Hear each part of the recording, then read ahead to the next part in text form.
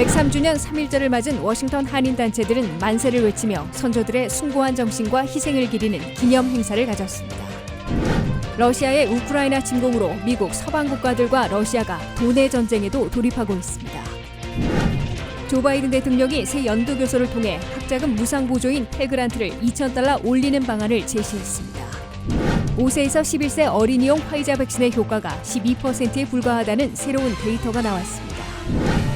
워싱턴 지역의 제20대 대통령 선거에서는 2,994명이 투표해 70.4%의 투표율을 보였습니다. 시청자 여러분 안녕하십니까? 워싱턴 뉴스 투데이입니다. 제103주년 3.1절을 맞은 오늘 워싱턴 지역 각 한인단체들도 만세를 외치며 선조들의 숭고한 정신과 희생을 기리는 3.1절 기념 행사를 가졌습니다.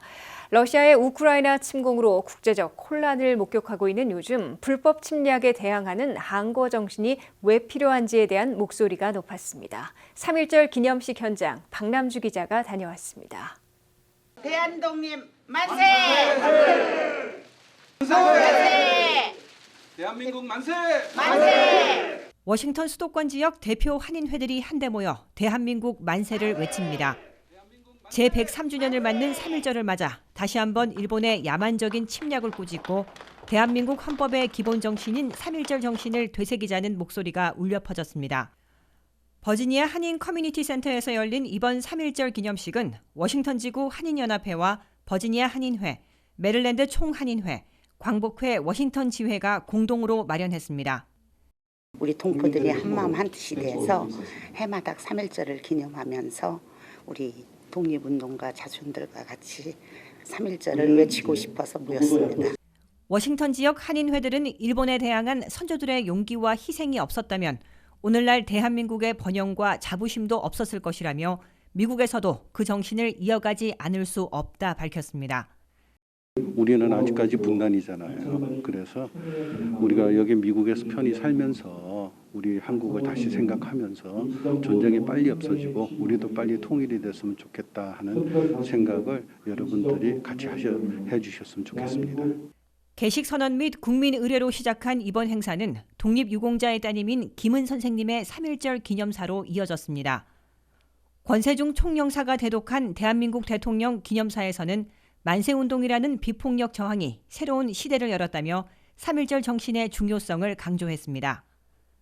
버지니아 아가페 노인복지센터에서도 한인 어르신들이 한데 모인 가운데 3.1절 기념 행사를 가졌습니다.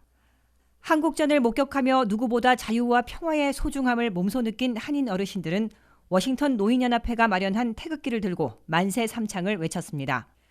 대한독립 만세! 만세!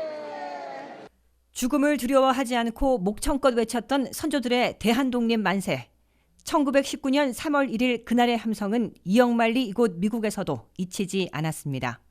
WKTV 뉴스 박남주입니다.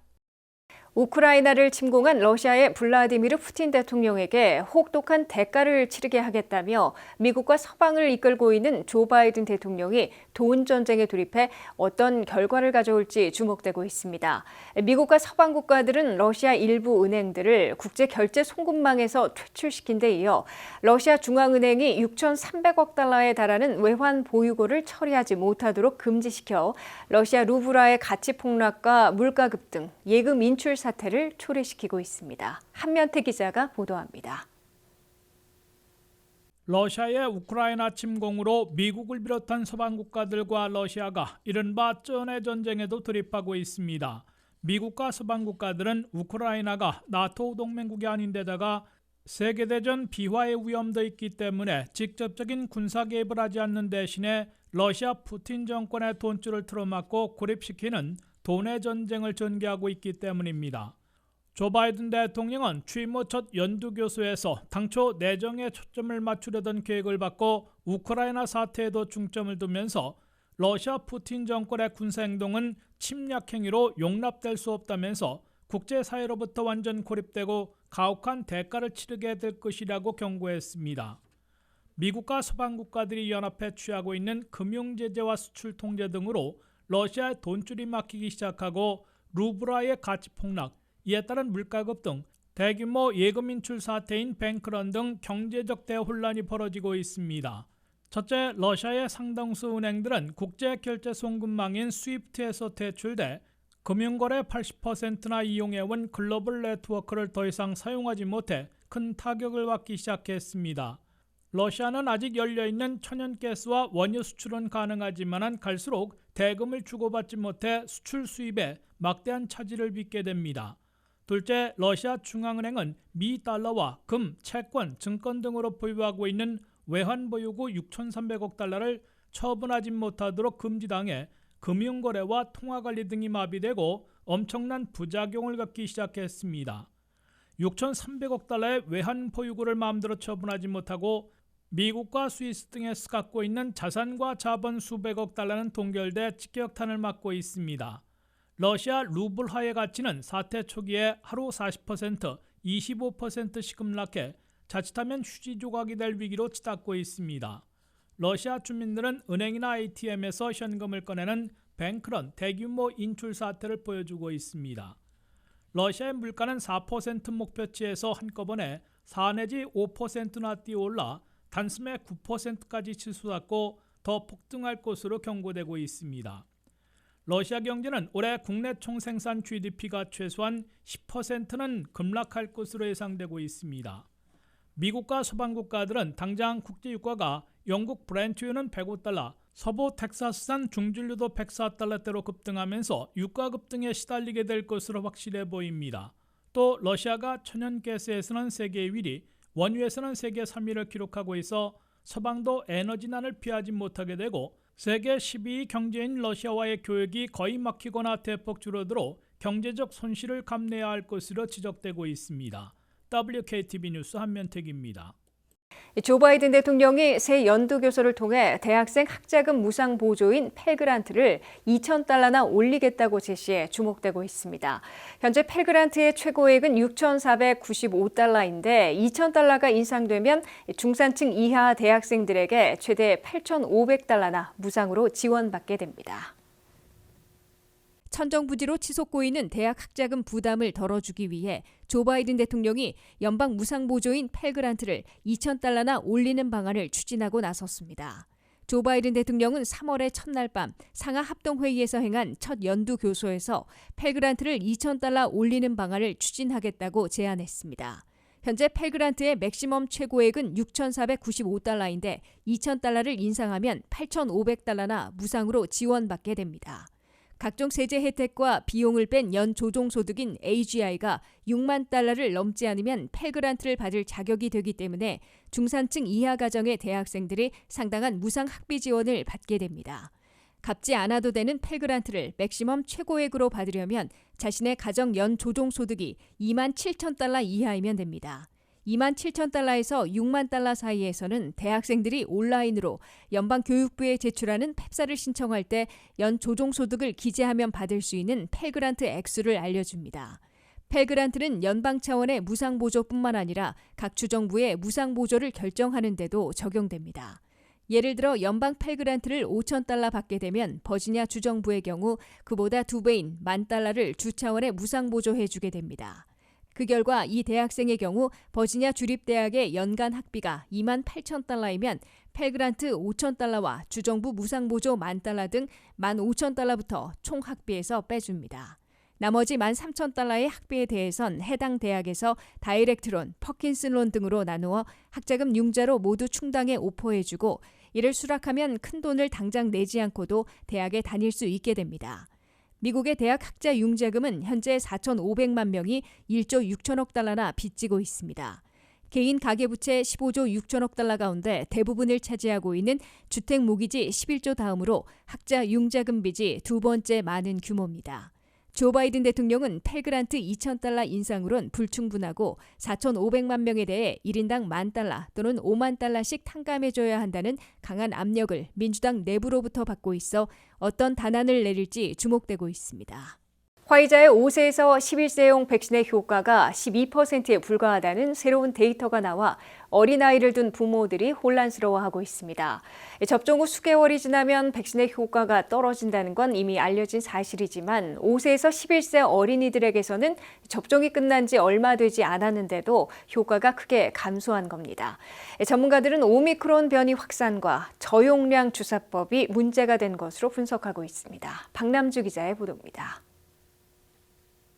화이자사의 5세에서 11세용 백신이 아이들에게 거의 효과가 없다는 연구 결과가 나왔습니다.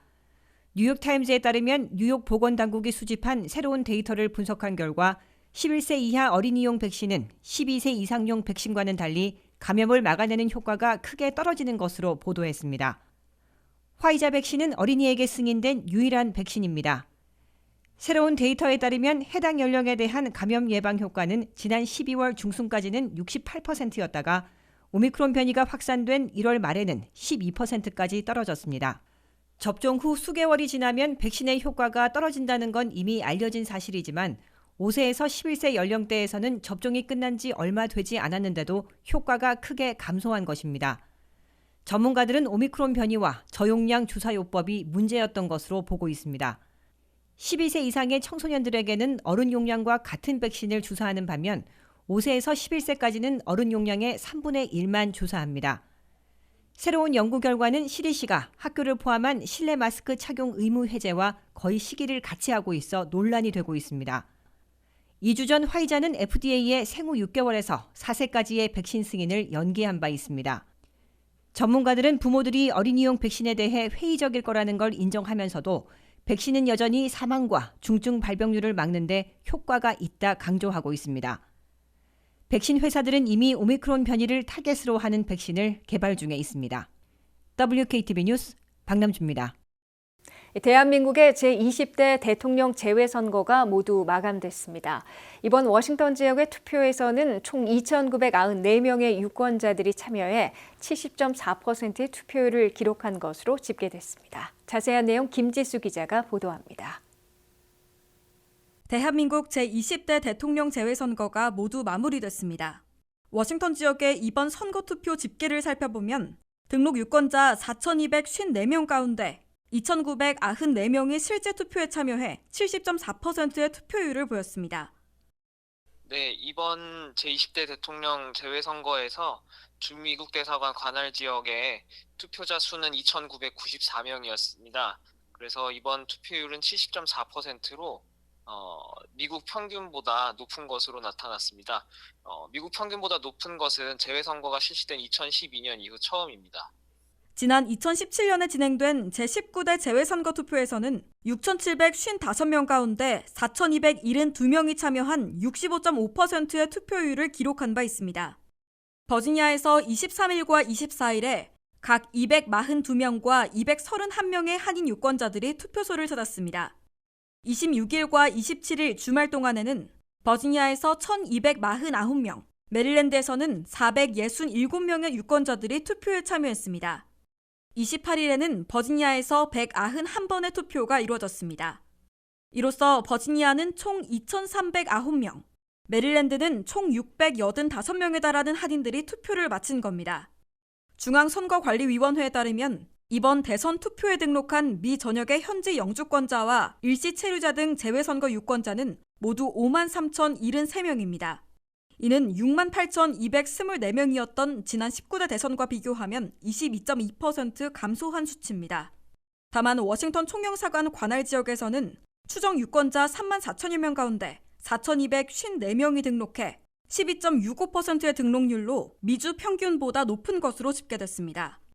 이번 대선은 특히 후보들에 대한 부정적인 평가와 낮은 기대로 한인들의 대선을 향한 관심이 예년보다 덜한 것으로 해석되고 있습니다. WKTV 뉴스 김지수입니다.